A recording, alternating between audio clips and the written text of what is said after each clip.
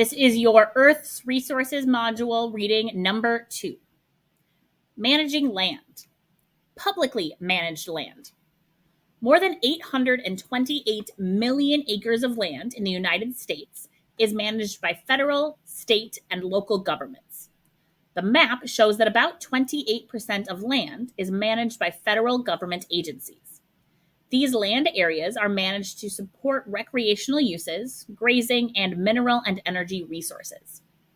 National forests are managed for sustainable yield and to provide recreational spaces.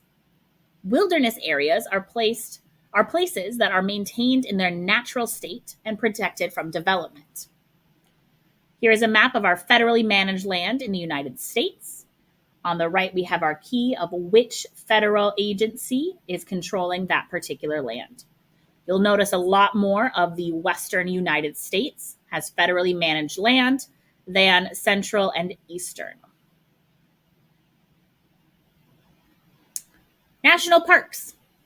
The national park system in the United States preserves scenic and unique natural landscapes, preserves and interprets the country's historic and cultural heritage, protects wildlife habitats and wilderness areas, and provides areas for various types of recreation. About 50% of the land in the national park system is designated as wilderness. National wildlife refuges. National wildlife refuges provide protection of habitats and breeding areas for wildlife, and some provide protection for endangered species. Other uses of the land in wildlife refuges, such as fishing, trapping, farming, and logging, are permitted as long as they are compatible with the purpose of the refuge. Pause and go answer question number 6 on page 11 in your science notebook.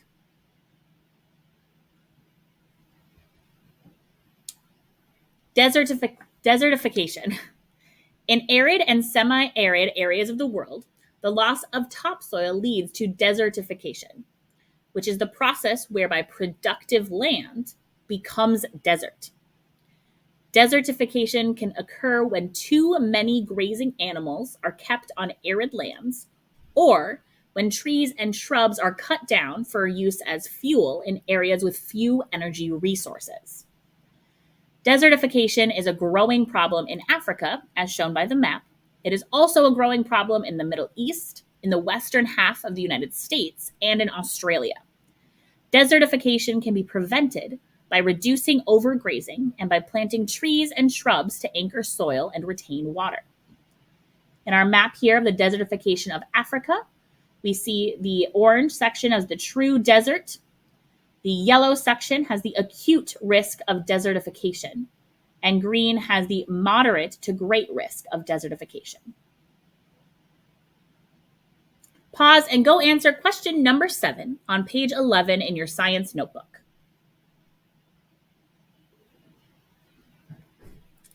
Aggregates. Have you ever observed the construction of a highway? You might have seen workers place layers of materials on the ground before they began to build the highway surface. In some instances, the materials used for the first layer come from aggregate, which is sand and gravel and crushed stone that can naturally accumulate on or near Earth's surface. You have learned how Earth processes like erosion transport materials. Some aggregates are transported by water and are found on floodplains in river valleys and in alluvial fans in mountainous areas. Other aggregates were deposited by glacial activity in moraines, eskers, kames, and outwash plains. Aggregates used in construction are often mixed with cement, lime, or other materials to form concrete, mortar, or asphalt. Pause and go answer part of question number 8 on page 11 in your science notebook. Bedrock. Recall that underneath topsoil is a layer of soil consisting of inorganic matter, including weathered rock, sand, silt, clay, and gravel. This deeper soil layer lies on a base of unweathered parent rock called bedrock.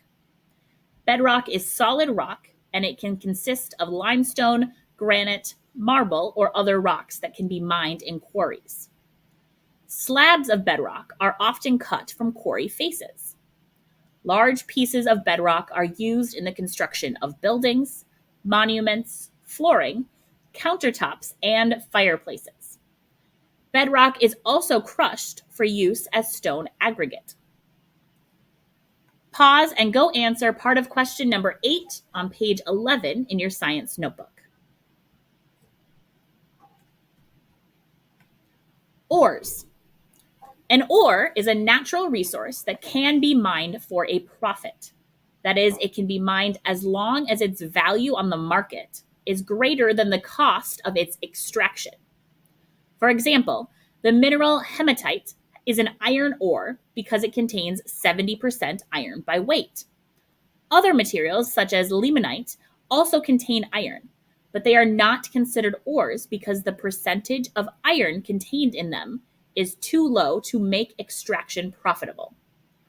Ores can be classified by the manner in which they formed. Some ores are associated with igneous rocks, and other ores are formed from processes that occur at Earth's surface. Iron, chromium, and platinum are examples of metals that are extracted from ores associated with igneous rock. Chromium and platinum come from ores that form when minerals crystallize and settle to the bottom of a cooling body of magma.